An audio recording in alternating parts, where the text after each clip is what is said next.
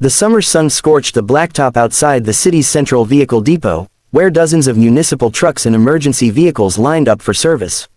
Amidst the roar of engines and clang of tools, one man moved with steady hands and focused eyes, Eli Navarro, a seasoned mechanic with oil-stained overalls and a heart full of quiet purpose. But this was no ordinary morning. A busted ambulance, its siren still flickering, skidded into the bay just before noon. The driver, face pale with panic, jumped out and shouted, "The engine's dead. We need it back on the road now, someone's dying." No one moved. Per policy, emergency vehicles had to wait for a supervisor's clearance, and that supervisor, Derek Price, was on lunch. Union rules, protocol, procedure, they all screamed, "Wait."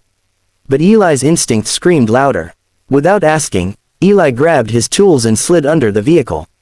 15 minutes. That's all it took. He found the coolant valve had burst, the engine on the verge of seizure. Working with a kind of desperation that didn't care about job security, Eli bypassed the valve with a patch from an old fire truck part, kicked the starter, and watched as the engine roared back to life. The driver didn't even stop to say thanks. He just sped off. The entire garage was silent, until Derek returned. "You're fired," he said coldly. No hearing, no second chances, just those words, and the sound of a tool hitting the floor as Eli stood there, stunned. Eli had worked that job for 13 years. He had 2 kids in school and a wife recovering from surgery. Rules were rules, Derek reminded him. Unauthorized repairs, even for a good cause, were grounds for dismissal. He walked home that day with his toolbox and no job. His kids didn't ask many questions that night, but his youngest, Emma, whispered before bed, "Daddy, you helped someone, right?" "I think so," he answered, but doubt gnawed at him. For days, Eli spiraled. Applications went unanswered, bills stacked up, and still, he thought about that ambulance, wondering who had been inside, and whether what he did had even mattered.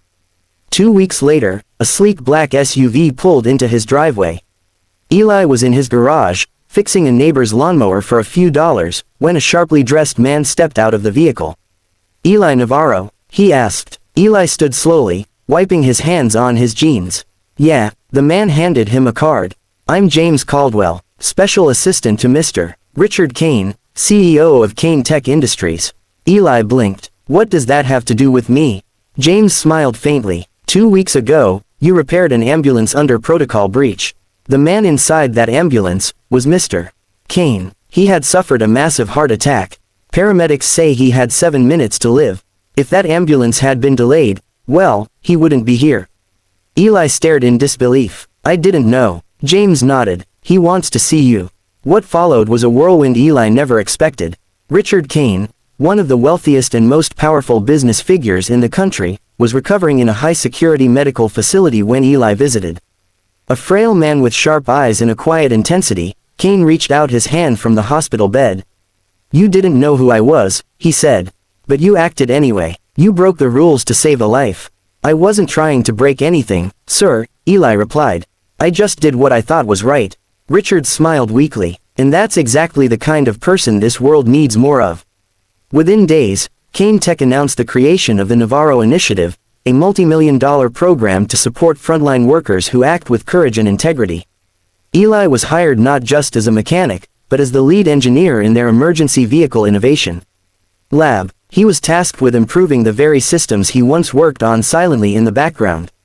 Eli used his new platform not to seek revenge, but to advocate for changes in city policies that allowed more flexibility in life or death emergencies.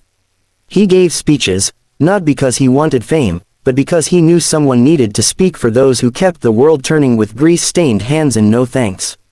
Years later, his daughter Emma would write a school essay titled, "My Hero Fixed an Ambulance." It ended with the words, "He didn't save a CEO. He saved a father, a leader, a man. And the world changed because of it." Message: doing the right thing doesn't always come with applause or rewards. Sometimes it comes with punishment, misunderstanding, or silence. But when you follow your conscience, even when the system is against you, you change lives in ways you may never fully understand. And that's the quiet courage the world needs most.